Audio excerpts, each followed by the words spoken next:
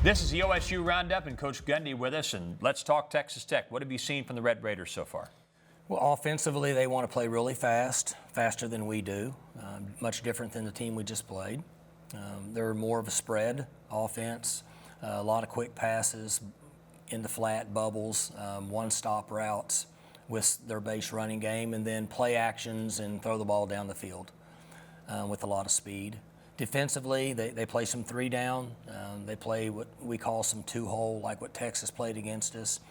But they've blitzed more this year, zero blitz, bringing a lot of pressure, more than what we see from most teams in this league.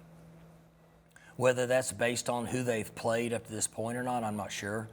They played a good opponent last week in Oklahoma, and they blitzed those guys. So it looks like that's who they are. That's their base. So we have to come up with really good concepts, rushing the football into blitz, to try to pop through there. You know, that's the downfall of a blitz. If you're bringing people and offensively you pop through there, particularly a guy like Chu, and even LD, he can roll pretty good too. So we come up with ways to rush the football and pop through versus blitz, try to get big plays, and then obviously throw the ball down the field. How are they different since the injury to their quarterback, Alan Bowman? Well, they played two guys last week, and then now I guess they've locked in with one guy who played a little bit last year. He's been in and out.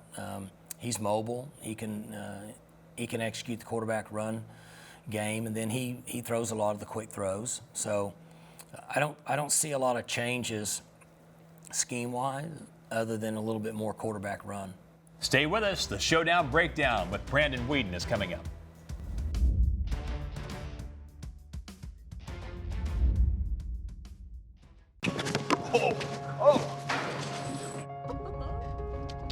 The end of the practice is when we do all of our intensity drills. She was going at it. Stop.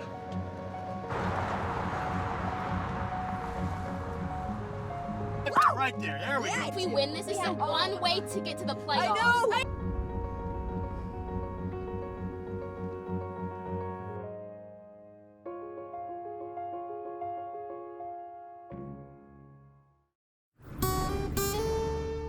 ADM milling is really a part of the fabric of the Enid community. So if we were to have lost them, it would have been more than the 70 jobs that they employ. OG&E, the City of Enid, and the Enid Regional Development Alliance were all great to work with. Not only does it allow for the growth of the new mill, but also the power is there to make that happen for the future.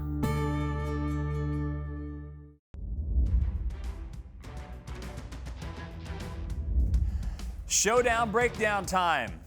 He's former Cowboy All-Big 12 quarterback and NFL quarterback Brandon Weeden. I'm Dave Hunziker, so let's tear into things. Let's start with Chuba Hubbard. We know what the numbers look like. Almost 1,000 yards rushing already, leading the nation by more than 200 yards. But what do you see beyond the numbers that's made Chuba Hubbard so good so far? He's special. I watched a couple games. I went back before this segment, and I hate to make comparisons, but I'm going to do it. He's a mixture of a Le'Veon Bell for a couple reasons. One, he's extremely patient, and he makes one cut, and he goes, and he's always falling forward. And then another guy's like Ezekiel Elliott. I think he's built like Zeke. I've never seen a play where he has fallen backwards. He's always falling forwards. So even a play that's not blocked extremely well up front, he's still able to make a positive play out of something that's really not there. So I know that's high praise. Those two guys are special, but so is this guy. Chuba's obviously leading the country in rushing, but I just think he's not even scratching the surface. I think when they get meshed up on the offensive line, they get things going there. I mean, the sky's the limit for this guy, and I think he's going to continue to keep getting better as the year goes on. One of the positives from the Kansas State game beyond Chuba Hubbard's performance was the play of the Oklahoma State defense, holding Kansas State to 244 yards. In fact, if you go back 14 years, you won't find a better performance by Oklahoma State's defense statistically against a ranked opponent than what was put on display in Boone-Pickens Stadium. What did you see that was the key to that?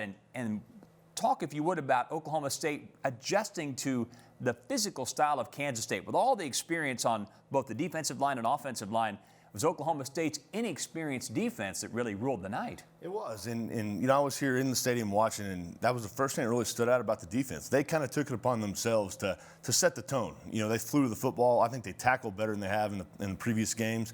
But they really, you could tell, bought into what Coach Knowles and that defensive staff was telling them. You know, you got to fly around, you got to match their physicality, and you know, it's a unique scheme that Kansas State runs. But you could tell they were dived in their playbooks. They had a good plan, and again, that was one of the more impressive defensive performances I've seen in a while out of this Cowboys defense. In fact, Kansas State did not have a first down until after the storm delay, which was midway through the second quarter. We talked about Chuba Hubbard's performance. Spencer Sanders threw a couple of interceptions, but made some big throws, made some big plays running with the football. So we know what Chuba's doing. We know what Tylan Wallace is doing. He has either been leading or close to the lead nationally in receiving yards throughout the course of this season. So you've got those two guys. Then you have a quarterback that can really run. Yeah. How much does that tie the hands of the defense, and what options can you come up with given that three-headed monster? It's tough, and I've said it on this show before. I'd hate to be a defensive coordinator, especially in the Big 12, but especially again going against this Cowboys defense. It's tough. You know, the common theme in college football, especially in the Big 12, is this two-hole, as they call it. It's cover two. It's a three-man front, and that's kind of what everybody's doing. Yeah, it makes it a little tougher to throw the football, but if you have a quarterback that can run around, you know, kind of improvise, if you will, like Spencer's able to do at times, it's tough on those defenses because you're kind of light in the box. You know, the middle of the defense has got some vulnerable areas where you can kind of attack and take off and get some extra yardage. On the flip side, as a quarterback, you know, a guy that can run has a tendency maybe to get out of the pocket a little bit, maybe sooner than he should, you know, maybe feel some pressure that maybe he's not there yet. And I saw that a couple times from him against K-State, you know, and I'm sure that's one thing they'll be cleaning up this week in practice. But, you know, he's a guy that he's electric with the football in his hands, so you don't want to take that away from him. But you want him to pick his spots, and if plays are to be made, go get it. So put you on the spot here just for a moment, but I remember going back and looking at Josh Fields when he became the full-time starter at Oklahoma State at quarterback back 18 years ago. Mason Rudolph, Oklahoma State's most recent star quarterback, and they had these things in common when I did the research on both of them. The first year they were full-time starters, they had some issues with interceptions, and their completion percentage, obviously, statistically wasn't as high.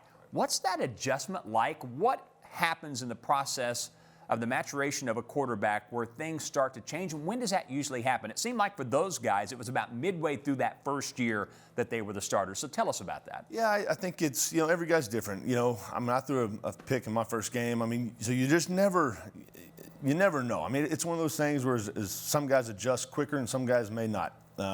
One thing I would tell a young quarterback that hadn't played much is don't get cautious. You know, don't start, you know, trying to only take the open throws. Make the throws. Play your game. Interceptions are going to happen. In this offense, you throw the football a lot. So, you know, tip balls or bad decisions, they're going to happen. But I would just say learn from it. You know, it may take half the year. You know, unfortunately, a couple of his interceptions have been, you know, maybe ill-advised. You know, throwing back across, you know, the middle late, which is, you know, a no-no for any quarterback. But, you know, it's going to take some time. He's got great coaching. I think, you know, Coach Gleason's going to get him right and put him in position to be successful. But I felt like for me personally, you know, once you kind of got into Big 12 play, obviously the defenses get better, but you know the shots you can take.